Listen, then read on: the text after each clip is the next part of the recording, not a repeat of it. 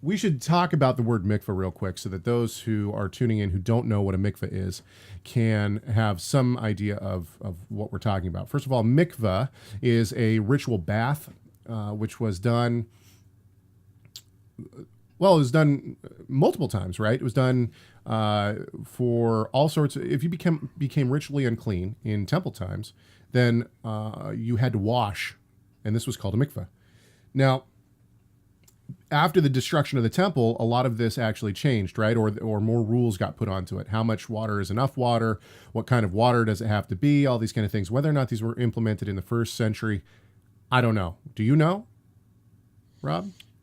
Well, it depends on what group. I mean, if are you talking about rabbinic concept, like of halakha, or do you mean Second Temple period? I'm talking Second Temple period.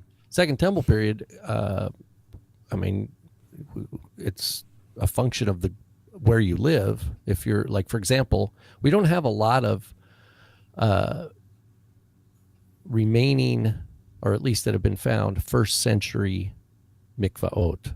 We have, for example, there's one at Gamla up north in the Galilee. Right. We have one at Qumran. Right. That is first century. And then we have one at Masada that is first century. Before, these are all before the temple was destroyed. Hang on just a sec, with all the three places that you just mentioned, all three of these places have very specific situations that would certainly require, in other words, for instance, the Dead Sea Scroll community, or the Qumran community rather, they thought that the Jerusalem temple was corrupt, and it may very well have been. However, they were out there anyway, right? But so they basically tried to take the temple service.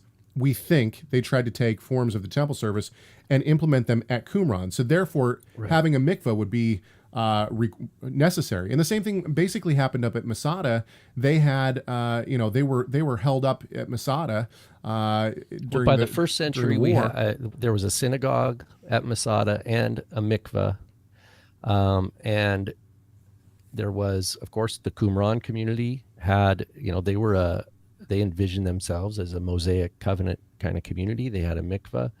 And at Gamla, the mikvah is right outside the synagogue. But so these are closed, more or less closed communities that applied some sort of ritual washing to their life outside of the temple in the first century. That's the point here, is that the mikvahs that these groups did not have anything to do with their visiting the temple, because they were, Gamla's way up north in the north.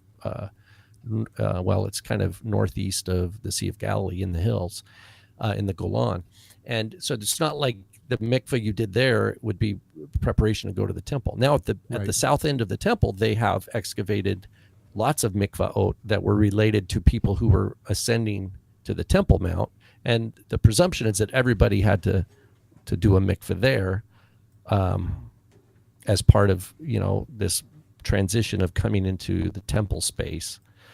So, but each of these, whether it's the mikvaot at the temple or in the first, we're just sitting this first century now, or Masada, Qumran, or Gamla, that your mikvah was in a controlled space.